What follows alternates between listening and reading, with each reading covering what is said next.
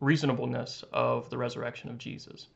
Uh, Paul says in 1 Corinthians 15 that if Christ hasn't been raised, then our faith is in vain. It's useless. So the resurrection really is sort of one of the essential things for Christians to believe. And so for those unbelievers that we want to bring to Christ, this is something that's very important to talk about. Number two, I want to strengthen believers. Christians are not immune to doubts. Everybody has doubts every once in a while about different things. And so if you're a Christian who maybe struggles with trying to find reasons to believe that the resurrection actually happened, then this is for you as well.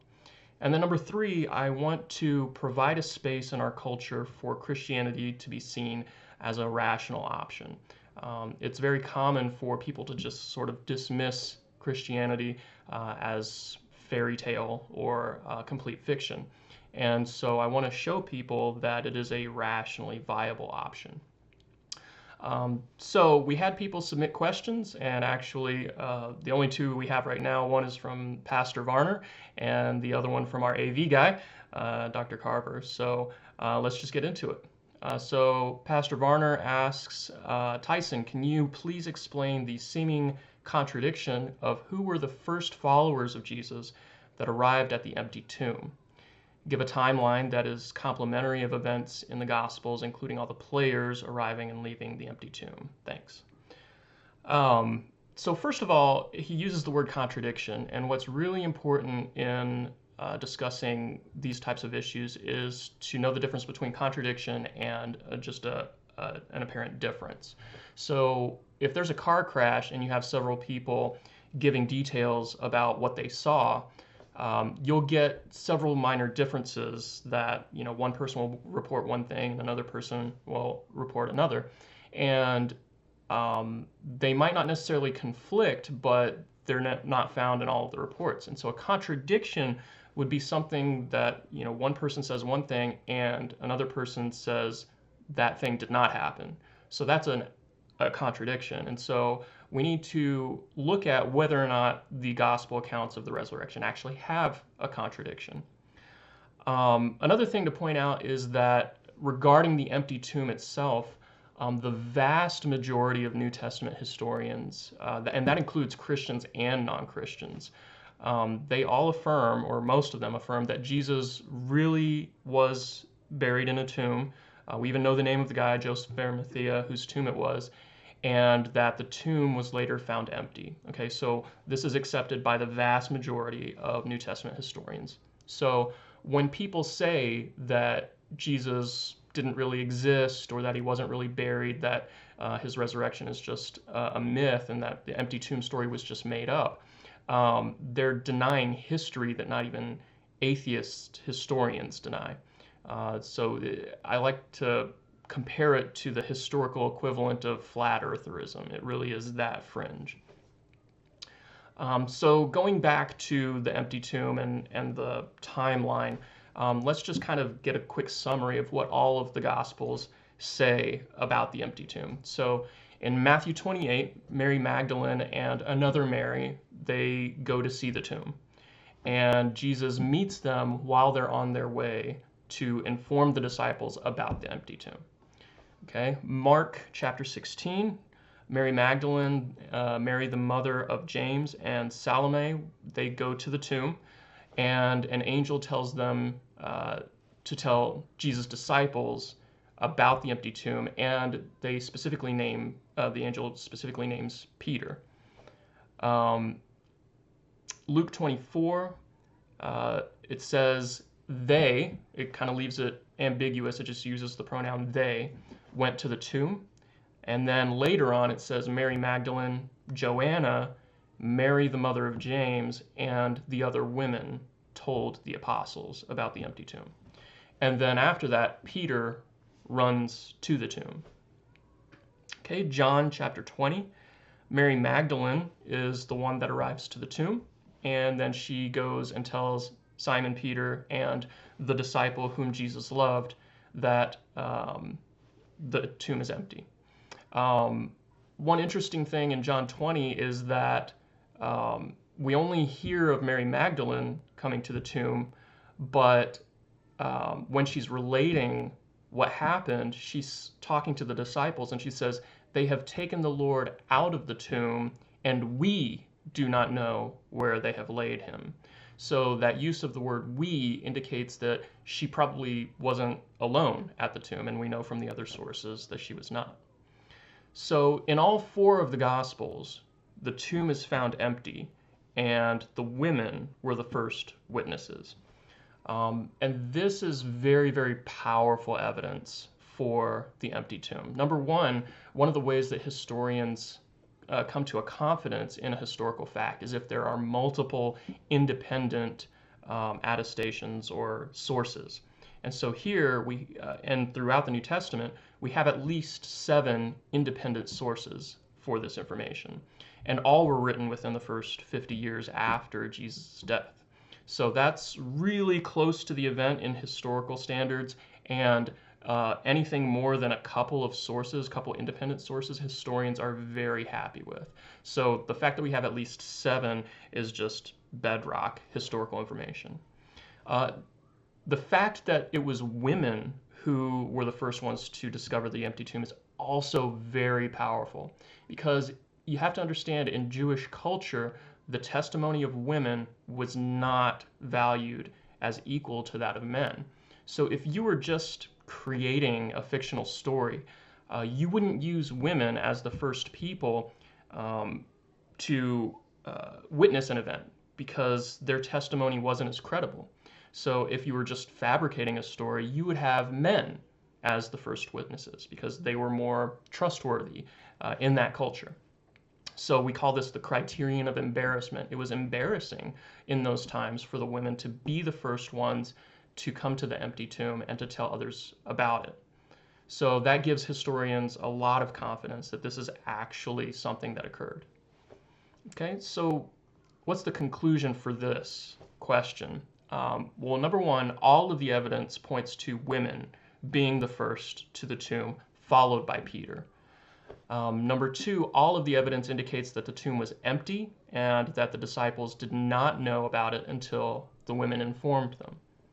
Number three, there's no evidence contradicting these facts. There's no evidence from sources that say, no, the women did not find the tomb empty, or that they were not the ones to tell the disciples about the empty tomb.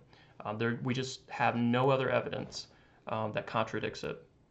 Number four, minor differences in the secondary facts. So, for instance, where Jesus met the women or where the angels were positioned, etc., they don't negate the core facts. So the fact that the women were there first and that the tomb was found empty.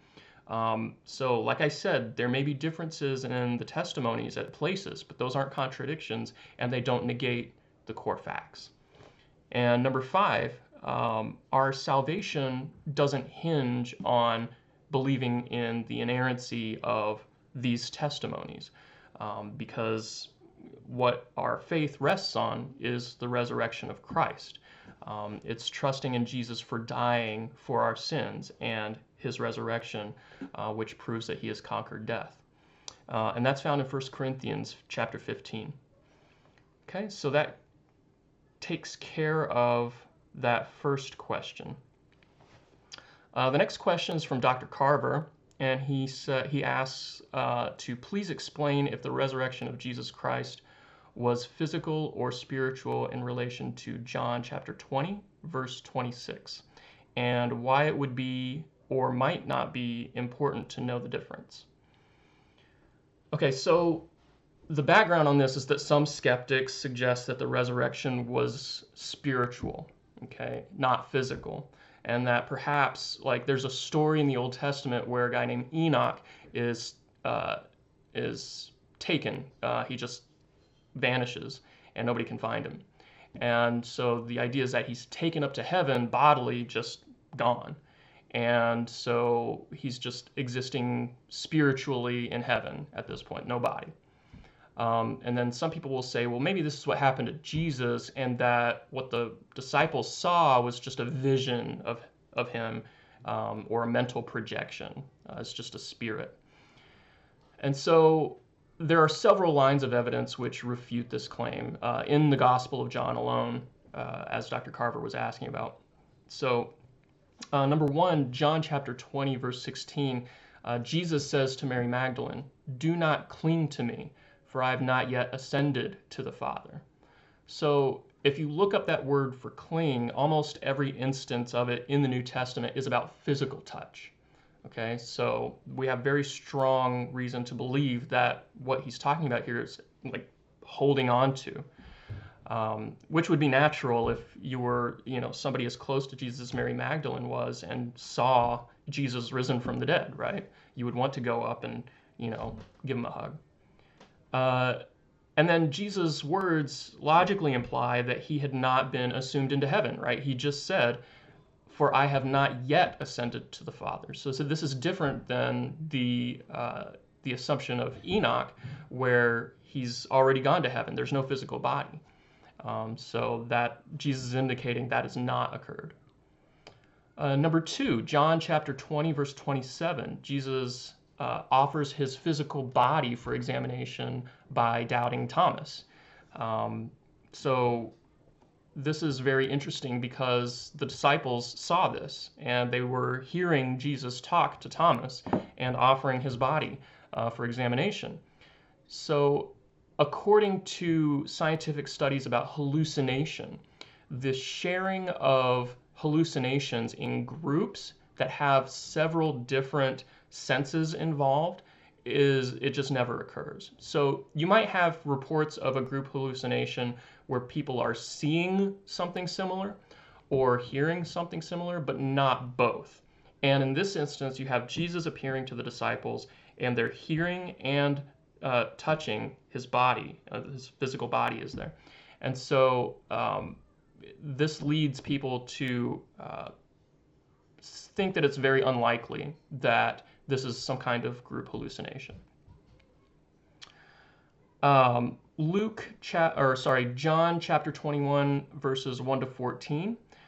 Jesus meets with the disciples at the Sea of Tiberias, and here he proves his physical resurrection by picking up fish and bread and giving it to the disciples to eat. Spirits without bodies can't pick up fish and bread and hand it to other people. Luke chapter 24, verse 35, this is the fourth line of evidence. Jesus himself takes and eats bread. This is something that happened in the Old Testament too. When angels appeared physically to people, they sometimes would have a meal prepared and eat it so that they could prove that they weren't just hallucinations. And then the fifth line of evidence is Matthew chapter 28, verse 9, where the disciples grab hold of Jesus' feet. Obviously, you can't grab hold of Jesus' feet if he's not physically there. So again, all of this evidence seems to indicate that his resurrection was physical and not just spiritual. A lot of people then ask about, well, what about 1 Corinthians chapter 15, verse 44? Where Paul is talking about what the resurrection is going to look like. And he makes this statement. He says, the resurrection body is sown like a seed as a natural body, and it's raised a spiritual body. Okay, so it's sown a natural body, it's raised a spiritual body. And people say, well, doesn't that mean that our bodies will be spirits? They won't be physical bodies? So it's important to understand the Greek terms here because the New Testament was written in Greek. The Greek for body is soma. And so in almost the whole New Testament, when you see the word soma, it usually means physical body. Okay, so you have a pretty good idea that this is what Paul is talking about here. He's not talking about our physical bodies are going to be spiritual in substance later on, and that we're not going to have physical bodies. No, that's not what he's saying. What he means by natural body and spiritual body, it's not describing substance, but orientation. So natural bodies are oriented towards the world, towards pleasing ourselves and our desires, rather than seeking the things of God. And so when we're raised to spiritual bodies, what he's saying is that all of our thoughts and desires and the orientation of our spirits will be towards God and towards the things of the Spirit.